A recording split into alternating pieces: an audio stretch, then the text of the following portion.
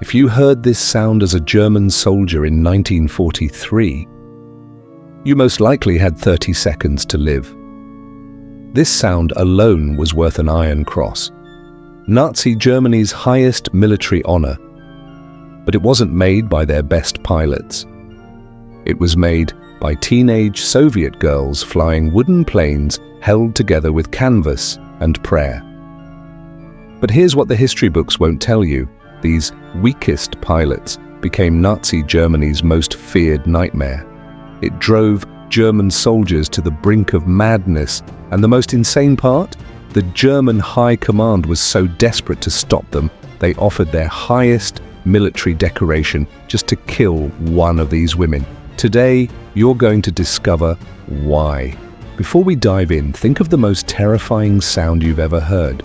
Now imagine hearing that sound every single night for 3 years straight, knowing it means death is silently gliding towards you. That's what the Night Witches did to an entire army. June 22nd, 1941.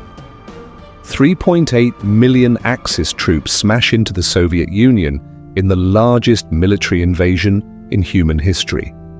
Within hours, the Soviet Air Force loses 1,200 aircraft. Within weeks, they're down to their last reserves, bleeding to death.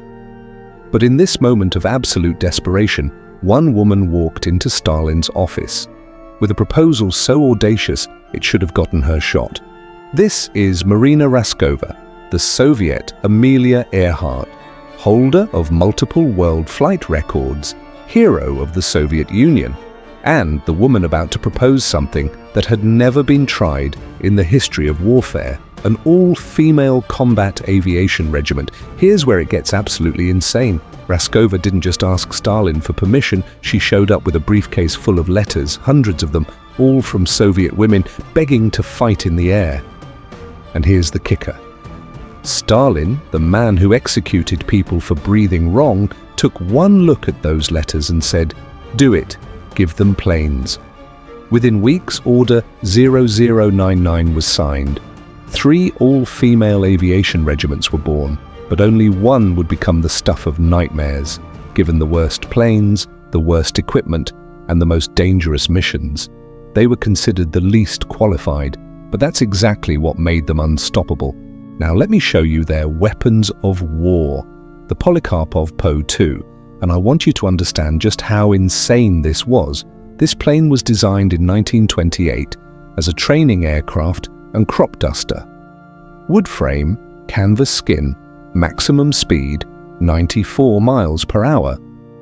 No armor, no guns, no radio, no heat. In the middle of a Russian winter, touching the metal controls would literally rip skin off your hands. The German pilots were flying state-of-the-art Messerschmitts capable of 400 miles per hour. The Night Witches were flying wooden coffins that maxed out at 94. But here's the genius part nobody talks about.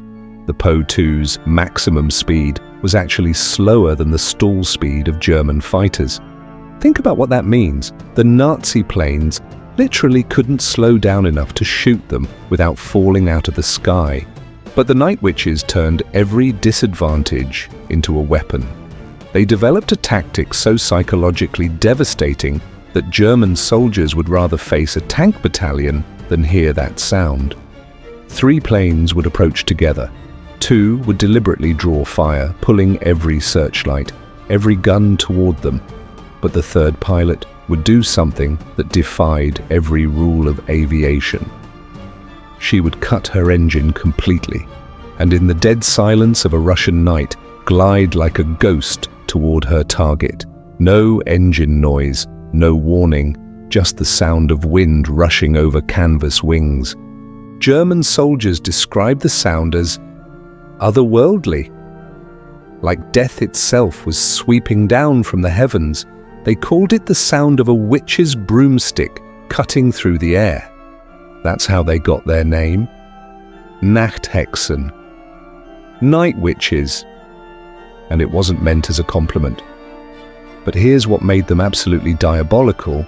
They didn't just bomb once and leave. Each Po-2 could only carry 2 small bombs, so they had to get creative. 8 to 18 missions per night, every single night for 3.5 years straight. Imagine being a German soldier. You finally fall asleep after 20 hours of combat. Then you hear it. Whoosh. Boom. You dive for cover. Silence. You try to sleep again. Whoosh. Boom. Again. And again. All night long. The psychological warfare was so effective that German High Command took an unprecedented step. They issued a standing order that would shock the military world. Any Luftwaffe pilot who shot down even one night witch would automatically receive the Iron Cross, Germany's highest decoration for valor. Let me put this in perspective. Normally, you needed to destroy 50 enemy tanks, sink 50,000 tons of shipping, or achieve 20 aerial victories to earn this medal. But for these teenage girls in wooden planes, just one kill. Why? Because in over 30,000 combat missions, the Night Witches had a loss rate that defied all military logic. Now watch this. Out of 261 women who served as Night Witches, only 32 died in combat. That's a 12% casualty rate. Most bomber crews had casualty rates of 40 to 60%. But here's the stat that will blow your mind. Collectively, they flew more combat missions than any other unit in the entire Soviet Air Force. The average Night Witch pilot flew 800 combat sorties. Some flew over 1,000, and they did it all while being dismissed as the least qualified pilots, given the worst equipment, and facing constant harassment from their own male colleagues. They simply refused to be underestimated. But here's what makes this story truly incredible. These weren't hardened, grizzled warriors. Most were teenagers, college students, teachers, farm girls who had joined flying clubs for fun.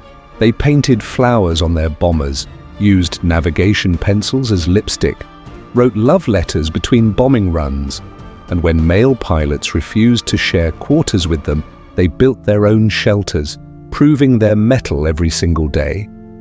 Nadezhda Popova, who flew an astonishing 852 missions and was shot down multiple times, once said, "We slept on anything we could find. Sometimes it was a stretcher, sometimes it was planks of wood. But every morning we got up and we flew." Their final mission was May 4th, 1945.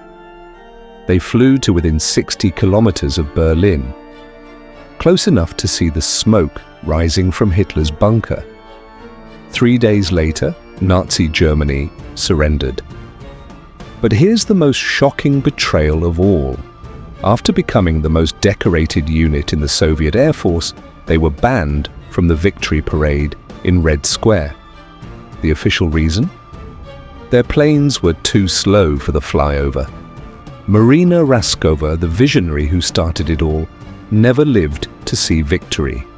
She died in January 1943 when her plane crashed in a blizzard. Stalin himself ordered the first state funeral of World War II. Her ashes rest in the Kremlin wall, a testament to her enduring legacy. So here's what I want to know. Why do you think these women, who terrified the Nazi war machine, broke every barrier and achieved the impossible, were erased from most history books? Was it because they were women, because they were Soviet, or because their story doesn't fit the narrative we've been told about World War II? If you enjoyed this story, smash that like button and subscribe for more untold stories that will change how you see the world.